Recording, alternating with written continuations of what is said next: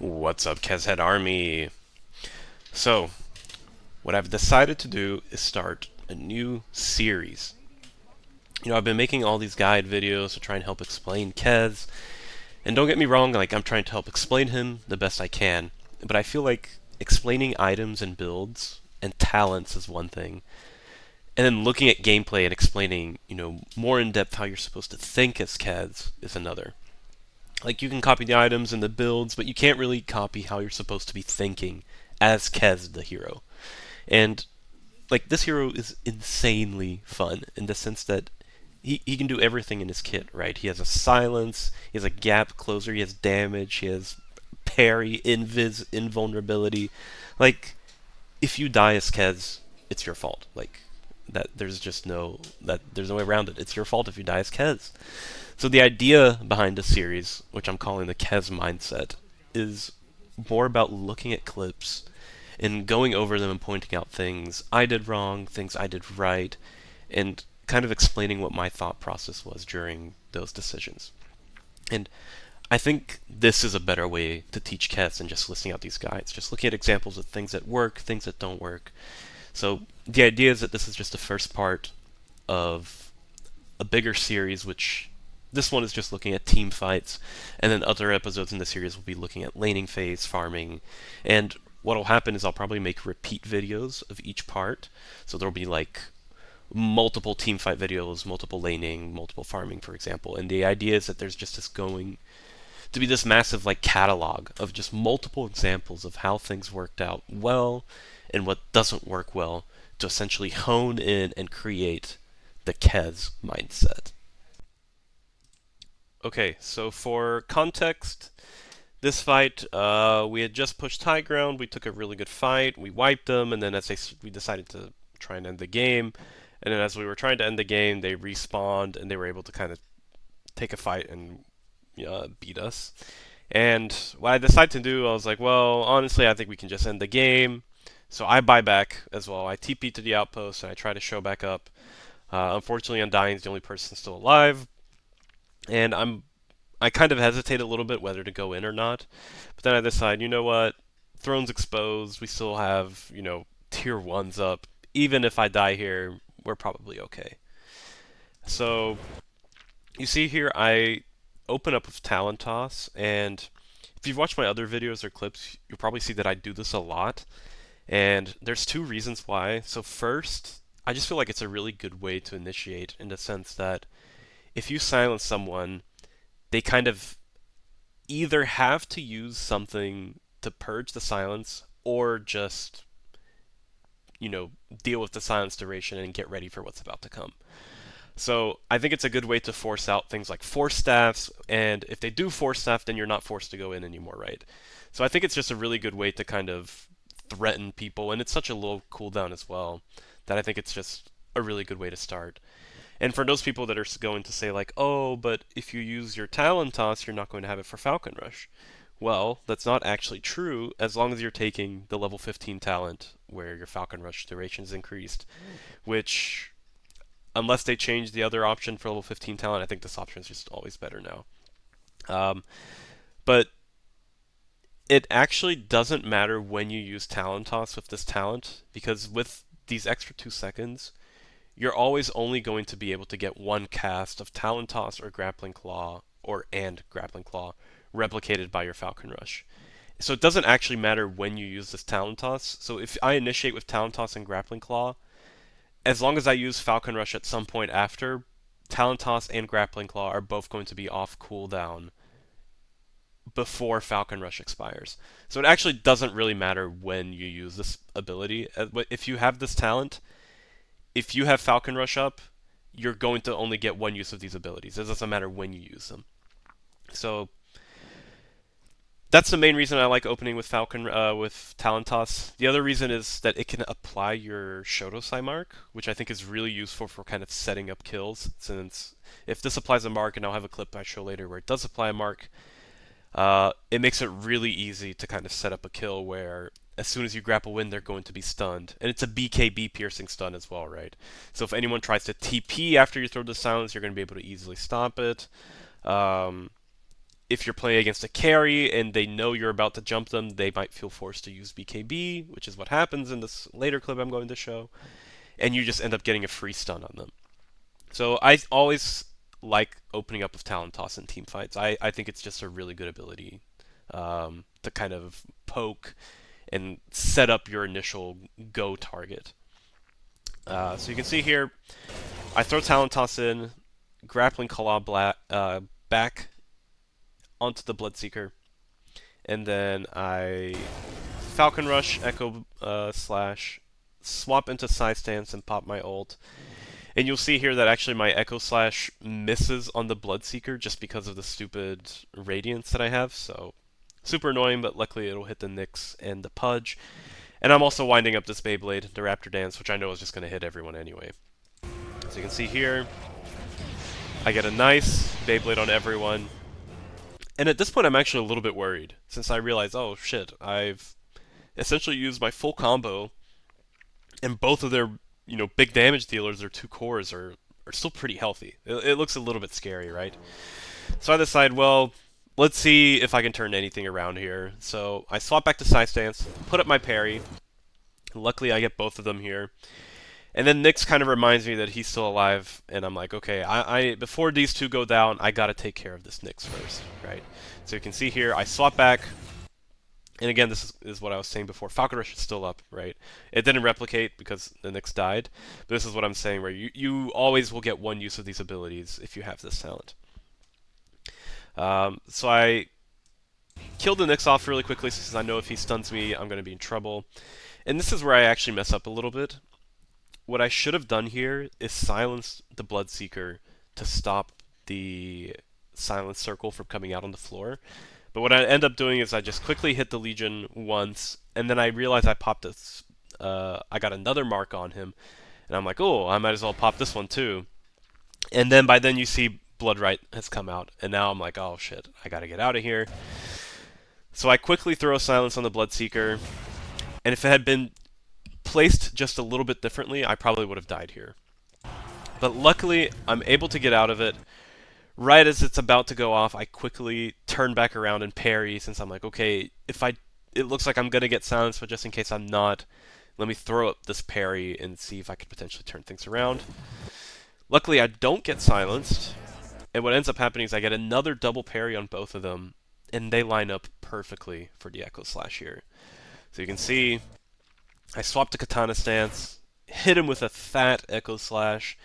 That's the bonus damage coming in from Flutter, plus all these stacks from Deso. Insane damage.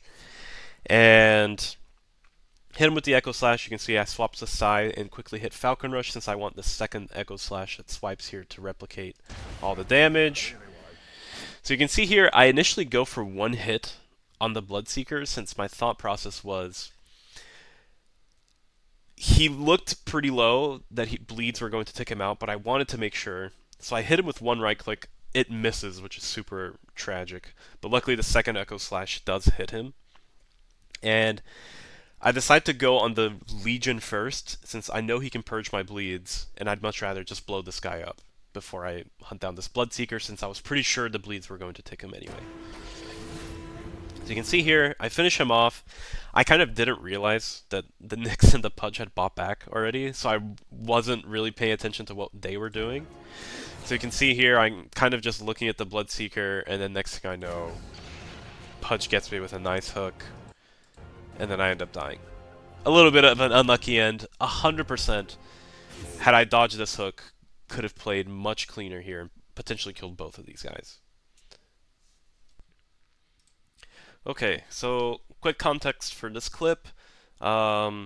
We are pushing high ground. We just got these two nice picks on their supports, the Rubik and the Dark Willow. And we have Aegis, so we're just, pushing high ground. And what you see here is Void jumps in and gets a pretty nice chrono on me and the Tiny. He decides to focus the Tiny, I guess since I had Aegis and he didn't want to, get a waste of the chrono. Seems like a fine idea. And luckily I live, and actually the Quap does jump in here at the end and get a nice ult. But luckily I end up living it, and you'll see here I quickly throw a silence, which was kind of an unnecessary thing. It was mostly just out of habit on the void. Um, and then I grapple in. And you can see here I've got 3 stacks of time dilation, and I don't know how many people have played against Void as Kez, but Void is actually a pretty decently sized counter to Kez just because of this ability, the time dilation slow, where it just completely counters Kez. Like, if you are caught in a bad position and you're hit with time dilation, you cannot do anything as Kez. You have like 11 stacks or something of this thing. It's crazy. But luckily, Kez has 2 ways to kind of play around this debuff. So the first is Raven's Veil. Like Raven's Veil will just purge this debuff off of you, and then the same thing with your ult and Katana stance. It'll also just purge this debuff off of you. So Kez can play around this debuff. So it's not a counter in the sense that there's no way you can outplay it, but it's just something you need to always be thinking about when you're playing against a Void. So you can see I got hit by this. I know I need to be using one of my dispels here soon. So I'm kind of just doing the full combo on Void. You can see I hit him with everything and pop my ult. And I think what ends up happening here is the Echo Slash hits this Willow, and I can notice she goes down really low, so I quickly just hit her with the right click. Yep, you can see there. And then I just hunt this Bristle down. And then Void buys back, and I start winding up my ult, and it almost goes off, but unfortunately Void gets a bash. Unfortunate indeed. And this is actually where I mess up a little bit here. So when I spawn, I'm pairing facing the fountain. I really should have been facing the Quap and the Void here. This was really just a mistake. Should not have been facing this way. Should have been facing the Quap and the Void. We can see I get 1 parry on the Rubik, and I know I've got to go for this Beyblade. It's the only way I'm ever going to get out of here. And luckily, I don't get bashed again. Get a nice full heal. And then I realize, you know what? My stuff is coming off cooldown. I think I can finish these guys off. So I swap to Psy Stance. I hit Falcon Rush, throw a Falcon Blade towards the fountain, trying to hit as many of the people as I can. I only hit the Bristle with the first slash, but fortunately the second slash hits the Quap there in the back, which is really nice. And after the Echo Slash, I swap back to Psy Stance because I want to try and kill this Void. So I try to set up a parry here. I silence him first, and then I get him with the parry there. And he goes invis for a second, but he's still hitting me. And you see here I do some absurd damage to him. Well, at least it looks absurd, but he has this Mask of Madness, and he's got the crit buff. He's not very tanky. He just gets one shot. Just bam. And from here, I still have grappling, and I've got Falcon Rush, so I can finish off the Rubik. I had forgotten that I swapped my wand back in. I could have lived this, but Darkseer finally comes in for the clutch assist. Get the Bristle kill, and I should have wanded and potentially set up a kill to turn it around on Quap, but unfortunately I was too slow and I get Dagon'd. Okay, context for this game, it's about mid-game. Score is relatively even in terms of net worth. We're ahead kill-wise. We are kind of hunting them down. We just smoked and we found them, but we were pushed away by the clockwork. And we're kind of trying to start a fight. You can see here the Shadow Shaman's already dropped his big wards here. So we're trying to, start something. So I had already used my silence before, and I didn't want to initiate, but then it looked like this TA was out of position. So I decided to jump her, and I'm going to try to do my combo, but this cog kind of puts me in an awkward position here. So what I decided to do is I swapped to Psy Stance, and I noticed these guys are lined up relatively close. And what I should have done here is probably parried, and if I'd parried, I would have got a parry on the Monkey King stun, since, in case you don't know, you can actually parry his, what's it called? Boundless Strike, yeah.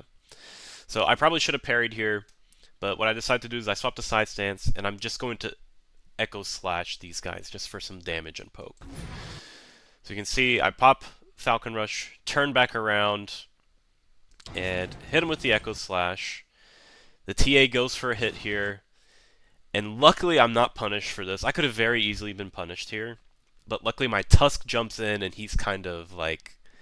We love players with this mindset. If my core is in, I'm in. That's like peak, and Tusk is just a perfect character for that. But regardless, Tusk jumps in, and he even tanks the hook shot for me. This guy's incredible gameplay right here. But either way, I pop my Invis, and I realize, okay, I can get a nice Beyblade here. So I pop the Invis, I line up the Beyblade, the Batrider even comes in for it. I get super lucky. Magnus comes in for the follow-up. We're hitting both the Batrider and the Clockwork, and I realize that this Shadow Shaman's holding the TA back here, and I'm like, oh shit, we should probably kill her first, since she's really the only other person that could potentially turn things around now that we've wasted all our stuff. So you can see I swap to her, do a bunch of damage, but Shadow Shaman's there with the control. By the time his control's over, she's dead. And then quickly steal the last hit there on the Prophet. Almost died of Cogs. Embarrassing. Okay, so this clip, it is the same game, except a little bit later now. We are a little bit further ahead. We're 7k now instead of 5k. We just picked up the Aegis. And you can see Magnus almost gets a nice kidnap on the Monkey King, but unfortunately misses a skewer. And I throw the silence here, and the Monkey King BKBs. And what happens is the Tusk ends up Walrus punching the Monkey King here. But you can imagine that if, let's say, Walrus Punch wasn't up, or if this hero was something other than the Tusk, this is kind of why I like opening up with the Talon Toss. You can see now he's popped I've got a mark on him, so as soon as I jump him, if we didn't have this, he would be stunned. And it just makes it so much easier to set up after that, right? And Clockwork jumps in on us. I kind of start throwing my combo out and end up over here somehow. I actually get a little bit discombobulated. But I realize I'm actually in a pretty decent position, so I decide to turn back around and commit the full ult here. And you can see they actually both got hit by the Echo Slash as well, which is great. And at this point, I just try and reach the blade as far as I can. Unfortunately, I don't hit anyone else, and the Clockwork's ethereal bladed. But I know that Monkey King has enough bleeds that he's probably going to rot. So I see the TA auto coming in, so I throw up a parry to see if I can turn something around. I end up getting the parry on her, and I'm like, well, I have Aegis, my abilities are coming up. I'm just going to commit and see if we can maybe set something up in case I die. So I decide to go in, and actually Magnus also jumps in as well, since he sees a massively OP nice RP in here.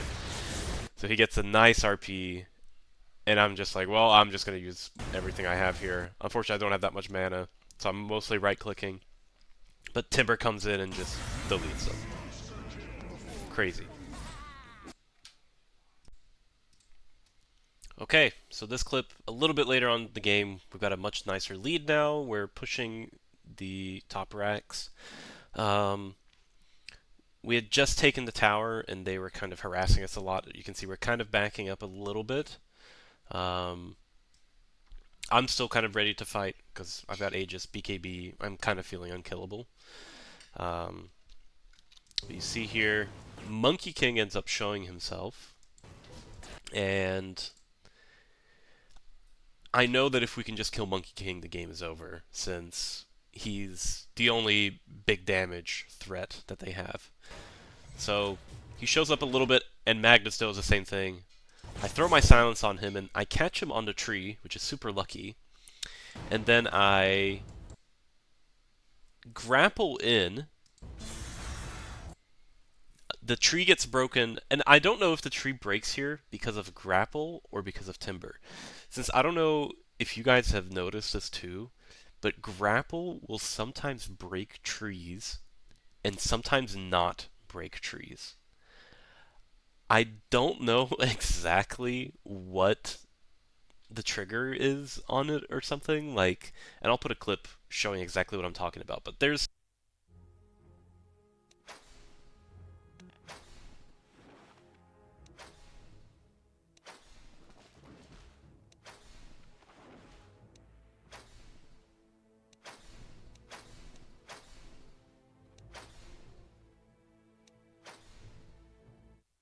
times where you can grapple to a tree and it'll break, and there are times where you do and like you just can't break the tree. I don't know what's going on there. I'll put a clip in here. But regardless, the tree breaks. Uh, I just put the full combo on the Monkey King. I start going on the Clockwork, but he's ethereal, and I just decide to go with the backlines. I pop the stun, set up the Beyblade, and then it's just a nice cleanup. Okay, so this is a clip that I wanted to show as more of an example of how Kez is just this turnaround hero. So this is actually a game I played on stream, and we lost, and I'll put in a clip of why we lost. It's because Drow is insanely OP. Truly he dies. Holy shit, I die. Wow, I was not expecting to just... But, regardless, this game, this fight here is what I wanted to show. So, you can see they have a 20k lead. They just took our mid-racks. They are kind of just running over us a little bit here. You can see they've managed to pick off Magnus, which forces our Sniper to buy back. The Magnus also buys back. And I know that this fight's going to be whether we win or lose the game here. And this Venno had been bothering me kind of all game with his Orchid and just his ult, his wards, everything. So I know that I need to first delete this guy. He needs to be out of the picture. Otherwise, he's just going to make my life miserable. So I go on him first, and I commit some of the combo, and I realize he's lined up perfectly for my Echo Slash, so I can ignore him. So you can see I know my Echo Slash is coming, and I just ignore him, and I know that Drow needs to die. Like, if Drow lives, things are going to be bad. So I leave that Venno to die, and I just rush for the Drow while I'm in my invis and hunt her down. And you can see we blow her up, and then we finish the rest of them off.